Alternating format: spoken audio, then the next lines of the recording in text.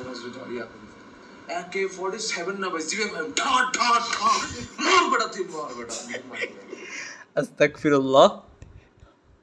আসসালামু আলাইকুম ওয়া রাহমাতুল্লাহি ওয়া বারাকাতুহু। আপনি দেখতে পাচ্ছেন এটা হচ্ছে আজকে থেকে 6 মাস আগের ভিডিও। সো এটা হচ্ছে কত, আজকে 26 মার্চ। সো 6 মাস আগের ভিডিও, আপনি তখন মাত্র নতুন দিনের পথে এসেছেন। আমরা আপনাকে পথের মধ্যে আপনাকে দেখলাম যে আপনি বিভিন্ন রাস্তায় মানে ঘোরাফেরা করতেছেন, এখনও শিওর না কোথায় যাবেন, কি করবেন। আপনাকে আমরা হেল্পিং হিসেবে গাইড হিসেবে চলে আসেন, আমাদের হালাকায় আসেন, আপনাকে জাস্ট পিক আপ করে আমরা নিয়ে আসলাম। তো এখন 6 মাস পরে আপনার নিজের ভিডিও দেখি, নিজের কন্ডিশন দেখি, তখন আমরা বেশি আসলে কিছু বলি নাই, কারণ আপনি নতুন ছিলেন, সব কিছু আপনারা অ্যাবজর্ভ করতে পারবেন না। আস্তে আস্তে আপনাকে আমরা আল্লাহর সাহায্যে দাওয়াত দিয়ে চেষ্টা করেছি মানে সঠিক পথ যেটা সেটা দেখার। তো এখন আপনার নিজের ভিডিও দেখার পর আপনার কি ওপিনিয়ন যদি আমাকে বলতেন। আমরা দেখতে পেলাম যে আপনি অনেক হাসাহাসি করলেন নিজের ভার্সন। 6 মাস আগে আপনি কীরকম ছিলেন সেটা দেখে আপনি নিজেই নিতে পারতেছেন না। তো আপনার এখন অনুভূতি বা আপনার মতটা কি, আমরা যদি আমাদেরকে শেয়ার করতেন। বিসমিল্লাহ। ওয়ালাইকুম আসসালাম ওয়া রাহমাতুল্লাহি ওয়া বারাকাতুহু। প্রথমত আমি বলবো আল্লাহু আকবার, জীবনও না হওয়ার জন্য আল্লাহু আকবার। ওখানে যেটা হয়েছে সেটা হচ্ছে আমি যেটা ভাই বললেন যে আমি নতুন আমার লাইফটা একটা গোছানো শুরু করছিলাম আলহামদুলিল্লাহ। কিন্তু আমি অনেক কিছু বুঝতাম না, অনেক কিছু জানতাম না, অনেক কিছু শেখার জন্য চেষ্টা করতেছিলাম। উনিদের সামনে আমি নিজের ওই ফিলিংসটা শেয়ার করতেছিলাম, কিন্তু ফিলিংসটা যে এরকম অ্যাগ্রেসিভ ভাবে বেরোচ্ছিল ভিতর থেকে, আল্লাহু আকবার আল্লাহু আকবার, যেটা খুবই ডেঞ্জারাস।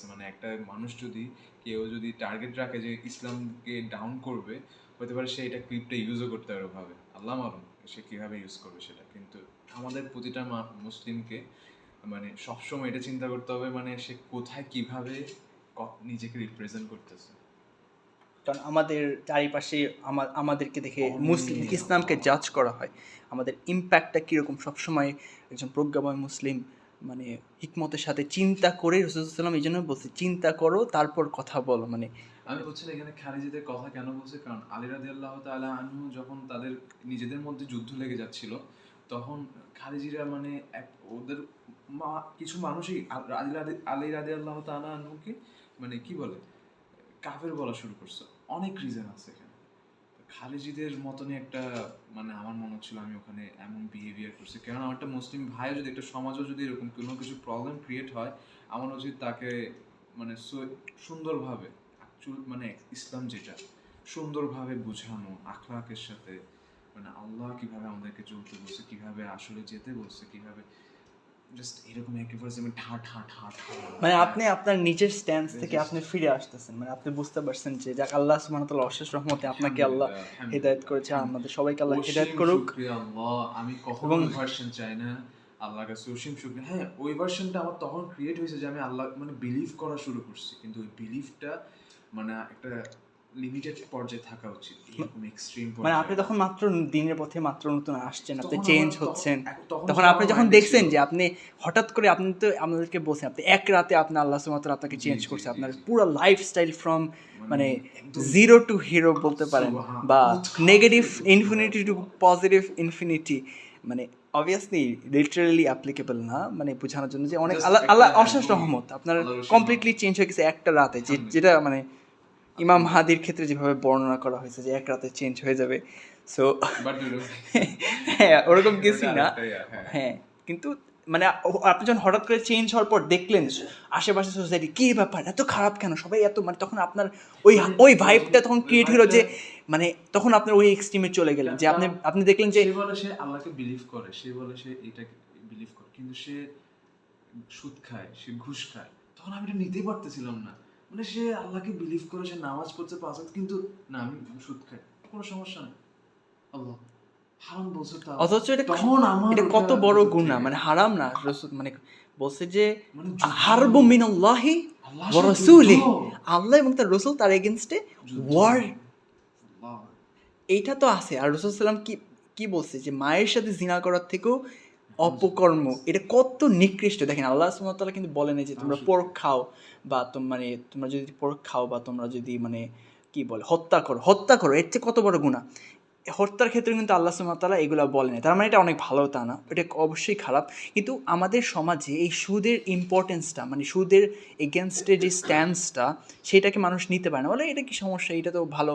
মানে অন্য যেমন মিথ্যা কথা বলা, তারপরে ঘুষ খাওয়া, এগুলো মানুষ খারাপ স্বীকার করে, কিন্তু এটা স্বীকার করতে চায় না। অথচ এগুলোর তুলনায় এটা কত মানে বেশি, মানে অধিক পরিমাণের মানে তখন বুঝছেন ওই পাপ অ্যাগ্রেসিভনেসটা এটা।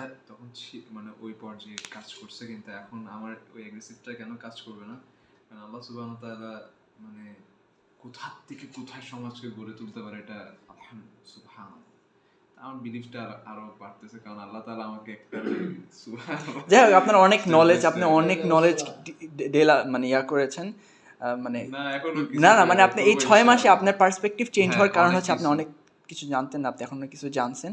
তো আমাদের আসলে আমি শেষে এটাই বলবো, আমাদের সবাদের সময় হয়ে যাচ্ছে, সো আমরা এটাই বলবো যে আপনার মানে আমাদের এই মেন্টালিটি বা এই হার্টটা থাকা উচিত যে আমি যদি রং হই, আমাকে যদি কেউ প্রুভ করতে পারে, যতই আমি নলেজেবল হই না কেন, যতই আমি মানে মানে জানা হোক, মানে জানাশোনা মানুষ হই না কেন, আমাকে যদি কেউ কোরআন সুন্নাহ দ্বারা সঠিক যে এইটাই রাসূল সাল্লাল্লাহু আলাইহি ওয়াসাল্লামের পথ, সাহাবাত আজমাইনদের পথ, সালাফুস সালেহিন তাদের পথ, মানে এটা হচ্ছে সঠিক পথ, আল্লাহ যেটা চায়, আল্লাহ সন্তুষ্টি হবে, এরকম একটা পথ আর যদি আমাদেরকে কেউ প্রমাণ করে দিতে পারে যে এটা রং, তাহলে আমরা যদি সঠিক ইমানদারের দাবি, মানে সঠিক ইমানদারদের দাবি হয়ে থাকি, দাবি করে রাখি, I am sorry for my Bangla, মানে যেটা বোঝাতে যাচ্ছে, আই হোপ যেটা ক্লিয়ার, যেটা হচ্ছে আমাদেরকে চেঞ্জ হতে হবে, আমাদের সাথে সাথে গ্রহণ করতে হবে।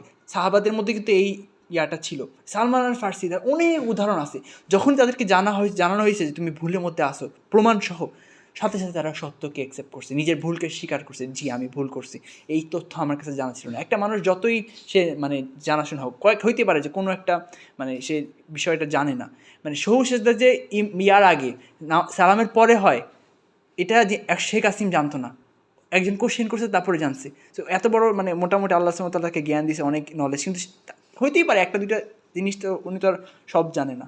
তো এই জিনিসটা জানার পরে সে তখন ঘাটাঘাটি করে, তখন মানে এটার বলার উদ্দেশ্য হচ্ছে যে যখনই আপনার কাছে সত্যিটা পৌঁছাবে বা সহি এলমটা পৌঁছাবে, আপনাকে নিজেকে সংশোধন করতে হবে, মানে সাথে সাথে এই মেন্টালিটি, এই সুন্দর হার্টটা, মানে আমরা কখনোই চাই না সবাই সব কিছু জানুক, এটা আমরা কখনোই চাই না, কিন্তু আমাদের আল্লাহ সুবহানাহু ওয়া তাআলা, আমি যেটা বিলিভ করি, যেটা চাই যে আমাদের সেই পিওর অন্তরটা থাকুক। আল্লাহ বলছে কি, তার কাছে ফিরে যাও বিকলবিন সালিম, if I am not mistaken, এরকম ওয়ার্ডিং আও কলা, মানে সামথিং সিমিলার টু দ্যাট, যে আমরা মানে পিওর অন্তর নিয়ে আল্লাহর কাছে যাইতে পারি, আল্লাহর কাছে মানে ফিরে যেতে পারি।